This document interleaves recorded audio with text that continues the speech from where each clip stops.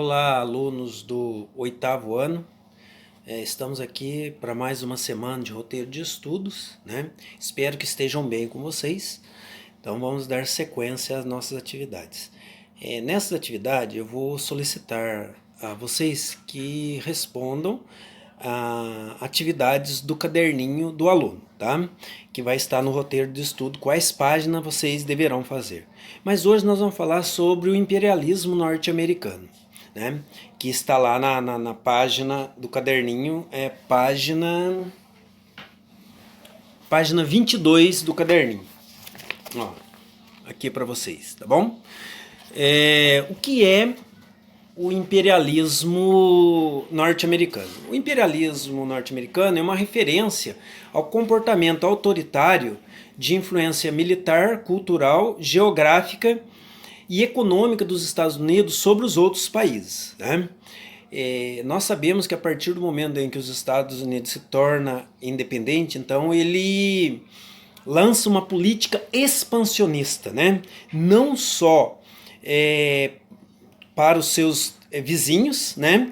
Como também para além da área da sua vizinhança, estendendo por todo o continente americano, né? Basta a gente lembrar a frase no início do século XIX de James Monroe, né? A doutrina Monroe, quando ele falava que era América para os americanos. O que ele estava querendo dizer com isso, né? América para os americanos, que qualquer país da Europa que tentasse intervir na América do Sul ia sofrer retaliação militar dos Estados Unidos, né? Então, na verdade, essa América para os americanos quer dizer era mais para os interesses dos norte-americanos e não para os americanos em geral. No início do século XX, um outro presidente dos Estados Unidos, chamado Theodore Roosevelt, ele lançou a política do Big Stick, né? O que é essa política do Big Stick? Dizia ele que fale manso com o seu adversário, mas fale com um grande porrete na mão. Ou seja, fale manso com as nações, mas aponte um canhão para eles, né? Ou seja, mostrando o poderio militar que tinha os Estados Unidos. Então tudo isso são política do imperialismo norte-americano, né? Esses fatores políticos, né,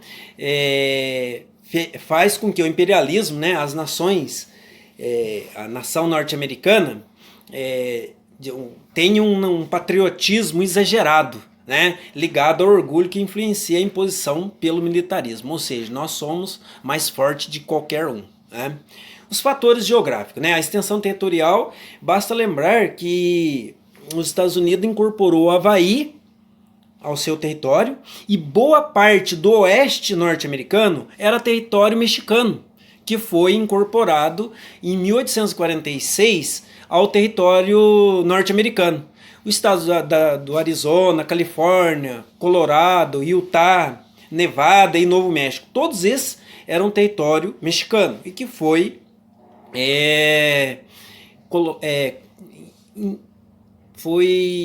anexado ao território norte-americano. Então, isso daí são fatores geográficos, né? Nos fatores culturais, basta lembrar que o modo de vida norte-americano é vendido como perfeito para o mundo inteiro.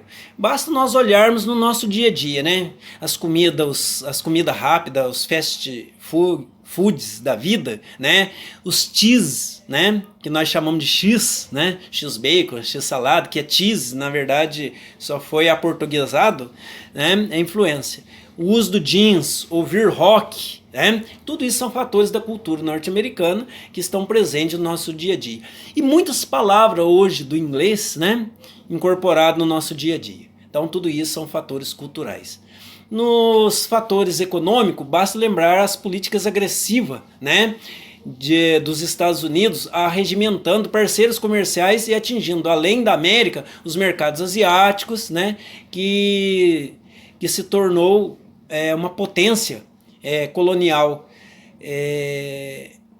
a nível mundial. Então, por isso, a questão do imperialismo norte-americano, tá ok?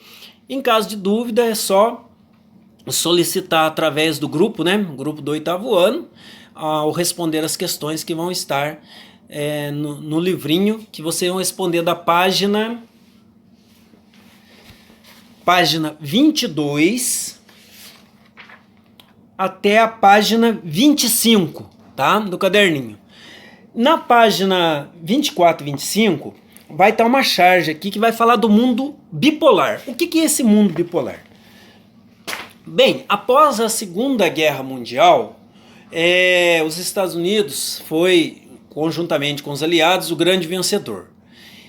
Só que, dentre os aliados, existia, no caso, a União Soviética, de uma orientação ideológica diferente da dos Estados Unidos. Assim que terminou a guerra, a então União Soviética, que hoje Rússia, né, que é parte da União Soviética, ou seja, chamada de União das Repúblicas Socialistas Soviéticas, URSS, que era composta, além da Rússia, por 15 outras repúblicas, entre elas Cazaquistão, Azerbaijão, Ucrânia, Belarus, Letônia, Estônia, Lituânia, todos esses faziam parte então da antiga União Soviética.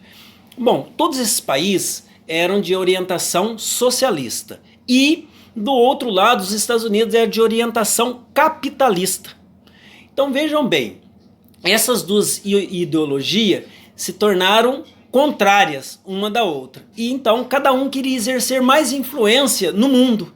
Então tinha os países que eram de orientação socialista alinhada à União Soviética. Entre elas Cuba, Coreia do Norte, China e assim vai, e outros países. E do outro lado os países que eram alinhados ao capitalismo. Entre eles o Brasil, boa parte do continente americano, boa parte da Europa Ocidental, o Japão e assim consecutivamente. Então, durante esse período de 1945 a 1990, foi o período da Guerra Fria. Por que Guerra Fria? Foi um período em que essas duas potências militar produziram muito armamento de guerra, entre eles a arma atômica. Tá? Então por isso, mas eles nunca se enfrentaram diretamente, por isso que chama o período da Guerra Fria. Tá? Então na charge vocês vão ver de um lado representando a União Soviética, a bandeira vermelha, né, com a foice e o martelo, e do outro lado a bandeira norte-americana, né? Isso mostrava a divisão do mundo em dois polos, um de ideologia socialista e o outro de ideologia capitalista, né? Por isso que chama o mundo bipolar, de dois polos, mundo capitalista e socialista, Estados Unidos versus União Soviética. Para responder essas questões, vai estar lá, são 4 questões que vai estar aqui na página 25, tá, do caderninho, e eu quero que vocês responda para mim, tá bom? Um abraço a todos e até a próxima aula.